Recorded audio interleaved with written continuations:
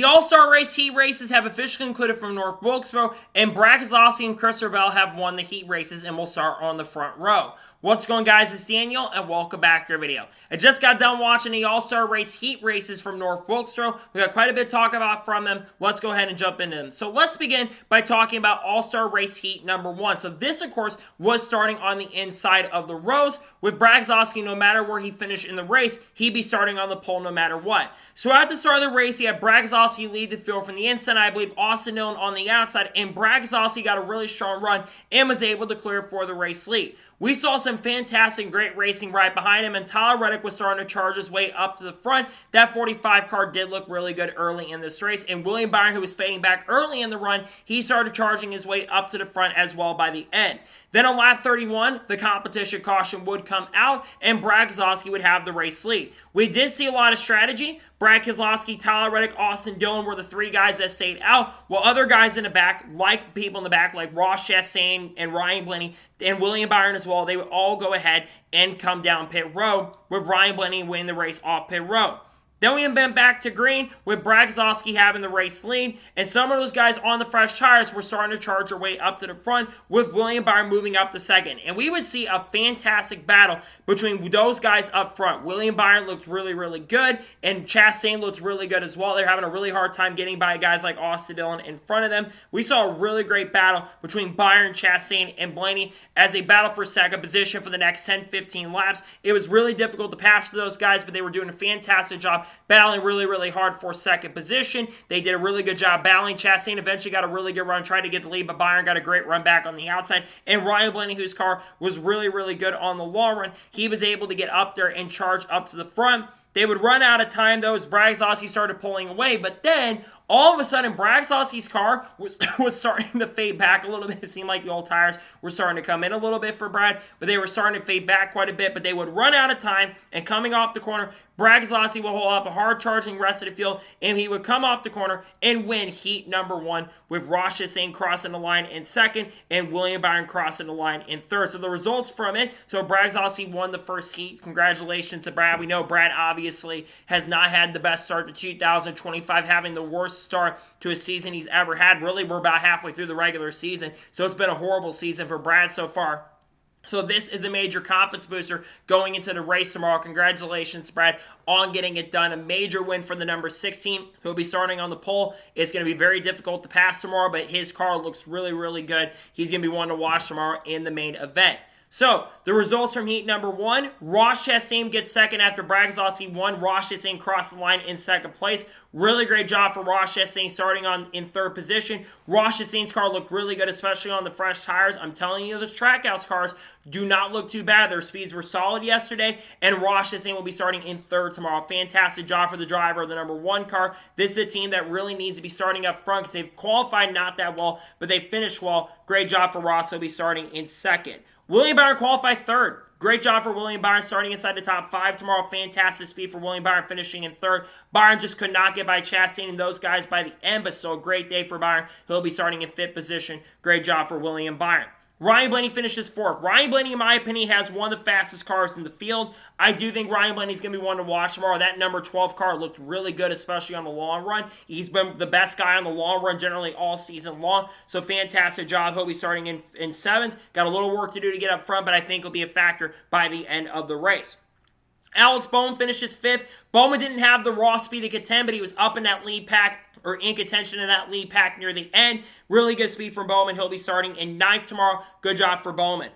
Josh Berry qualified, finished 6th. Good job for Josh Berry to qualify, or not qualify, but finished inside the top 10 in the heats. Good job from him. Didn't have the speed to contend, but I think he's got a better car than where he finished. He'll be starting in 11th. Tyler Reddick will start around 13th. Solid speed for Tyler Reddick. He will be very, very fast in the race. He just was on the old tires. That's why he faded back. He'll be starting in 13th. A little bit of work to do, but nonetheless, solid job for him. Austin Dillon was really good early in the race. He finishes 8th. He's got a lot of work to do in the race to get up front, but I think the RCR cars don't have that bad of speed. He'll be starting in 15th. And then Ricky Stenhouse Jr. finished last in the heat of the guys that started started. He'll be starting in 17th position in the race. For those wondering about Kyle Larson, who qualified 21st in Indy 500, he'll be starting in the back of the field around 19th or 20th. We'll have to go to the rear of the field because he did not drive today since Justin Allgaier did not attempt to qualify for it. But nonetheless, he'll be starting in last place tomorrow, but I think Larson could have a pretty good car. So now, let's move on to the second heat of the race. So at the start of the race, you had Christopher Bell lead the field from the inside with Chase Briscoe on the outside, and Christopher Bell got a really strong run and was able to clear for the lead. The only notable thing that happened in the first half of this was that Denny Hamlin was fading like a rock. His car was really, really bad, really tight, was plowing horrendously, and he almost went a lap down. Luckily for him, he would get bailed out by the competition caution that was happening. And then Christopher Bell was able to get down pit road with Chase Briscoe for some reason deciding to go ahead and stay out. A very questionable move by James Small because he'd be the only one to stay out. If there were a lot of guys that stayed out, I think this would have been a really good strategy. But because no one else stayed out, that really affected him. Christopher Bell and Cindric would take 2 tires, while Logano, Buescher, and Elliott took 4. Chase Elliott would be a major factor at the end because Chase Elliott did have fresher tires. And they went back to green with Bell, with Briscoe having the race lead, but then Bell got a really good run in turn number 1 and was able to clear Chase Briscoe for the race lead. And then the last caution of the day would come out on lap 42 when Chase Briscoe would get spun by Daniel Suarez. Daniel Suarez got into Briscoe, but Briscoe was really tight off the corner. Unintentional incident for Daniel Suarez there. He had Hamlin on the inside too, so Suarez was getting crowded a little bit down there. He gets up into Briscoe. He ends up spinning out. That brings out the final caution of the heat races.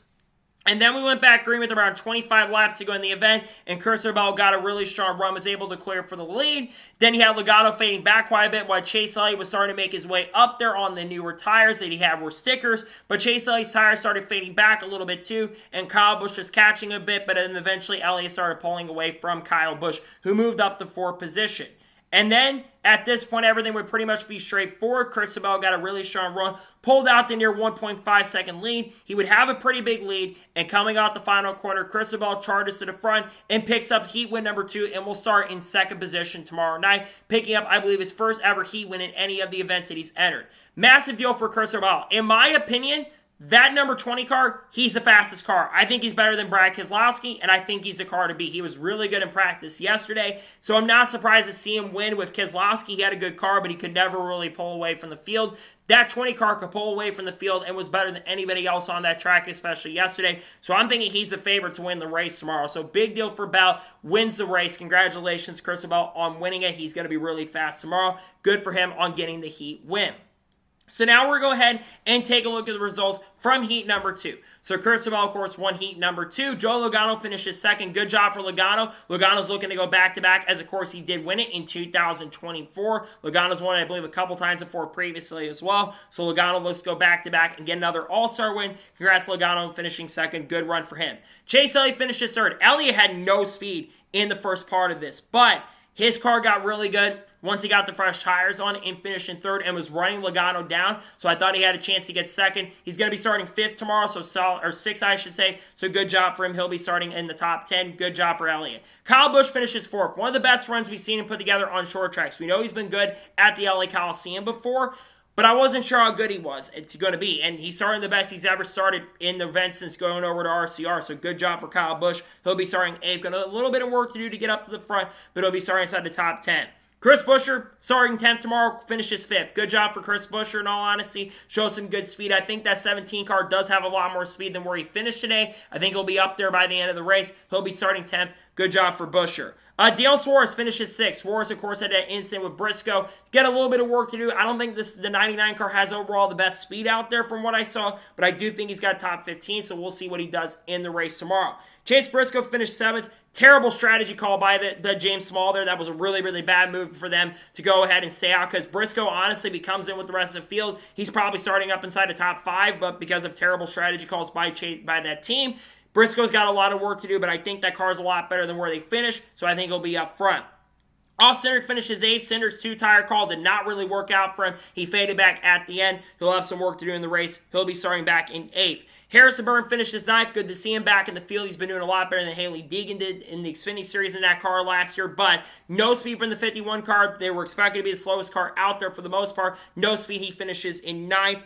And then Denny Hamlin finished 10th. That is the worst of all the cars we've seen so far. That 11 car looked horrendous. He was the slowest car out there. They were plowing tight. I think Denny Hamlin may end up finishing last. I would not put him in fantasy lineup because the car just looked terrible. They were plowing tight, and conditions are going to be very similar to what we saw today. So Denny Hamlin's got a lot of work to do. I'm a little nervous about Hamlin's speed because he doesn't have the speed currently at the moment to be a contender. He'll be starting back in 20th position or 19th with Larson having to go to the rear. So those are my thoughts and basically results. Let's talk about the overall race as a whole. The first heat I thought was actually really entertaining. Yes, Brad Keselowski dominated and pretty much led every single lap of the event, but I gotta say the racing between Chastain, Byron, and Blaney was really, really fun, and Reddick too. I thought the racing was good. It was very difficult to pass, but I thought the racing behind the leader was really, really good. I'm going to give the first one probably overall about a 7.5 to 8 out of 10. I was really intrigued, and I thought the first heat was good. The second heat was not that good in my opinion. Very difficult to pass. No one could really do anything much. The only passing you really saw was Denny Hamlin fading back through the field with this car basically not being good at all. And then Chase Elliott and Kyle Busch moving forward a little bit once they got the fresher tires on. But overall, I thought the racing in heat number 2 was just not that great. Not much happened personally. My score of the second heat is probably going to be about a 3 or 4 out of 10. Probably about a 3 out of 10 if I'm going to be generous. So overall for the heats, if we're averaging out the scores, it's about a 5.5. Not that spectacular altogether, all things considered. So what are the expectations for the race going into tomorrow? I'm not sure what to expect, to be honest. I'm not super confident we're going to get a great race. If it's like heat race number 1, yes, the leader may dominate, but it might be a very fun race. I think with more cars on the track, I think it will be better. I think the lack of cars on track really played a role in the racing not being so good today. I personally don't know if we need heat races going forward. Maybe just do the qualifying on Friday or Saturday and then go there. Maybe, honestly, we could just shuffle that up a little bit. So I think the qualifying, the way they're doing it, I like that they're trying to do the heat races, but they work a lot better for the Clash than they do for that. So maybe we do that going forward because I personally wasn't the biggest fan of the heat races overall. I hope the race is good, but the last 2 races at North Wilkesboro have not been the most fantastic thing. I mean, the most intriguing thing was the fight that happened between Kyle Busch and Ricky Stenhouse Jr. And if that's the most intriguing thing, you do have a problem coming in your hands. So that is going to be it for reactions for the All-Star Heat races at North Wilkesboro. I want to thank you guys for watching. Please subscribe to the channel, notifications on, so if I win a video, it does go live on my channel. Follow me on Twitter, Facebook, and Instagram, and support me on Patreon as well. Let's go below that and comment your thoughts below on today's races. Your thoughts about the Heat races, let me know them in the comments below. Tomorrow morning on the channel, we're going to talk about Kyle Larson's qualifying run at the Indianapolis 500. We're also going to have reactions to the All-Star race as well. We might do a Shane Van Gisbergen video if he does really well, if he also does make the All-Star race as well. We're also going to do an All-Star Open video as well when that race does end up getting done. And then, of course, on Monday, we're going to have a NASCAR news video. Discusses over the course of the last couple of days. We got some Clayton McFarland news that broke earlier this week. We've got some BJ McLeod news to go over. We've got some All-Star reactions about the purse being increased for that. And we've got content coming on people like Haley Deegan, Shane Van Gisbergen, Cards, Kurt Busch, Kyle Busch, Bubba Wallace, Ross Chastain, Ryan Preece, Ross Chastain, all the good stuff. Junior Motorsports, Connor Zilish, Carson Quaffle, Eric Armroll, Sam Ayers, Sheldon Creed, all the good stuff. And it's Cam Waters, Will Brown, and Brock Feeney. All the good stuff will be dropping on the channel really, really soon. So anyways, like I said, I want to thank you guys for watching today's episode. And I'll see you guys next time for more great, awesome NASCAR content and other motorsports content on the channel like this. Take care, buddy.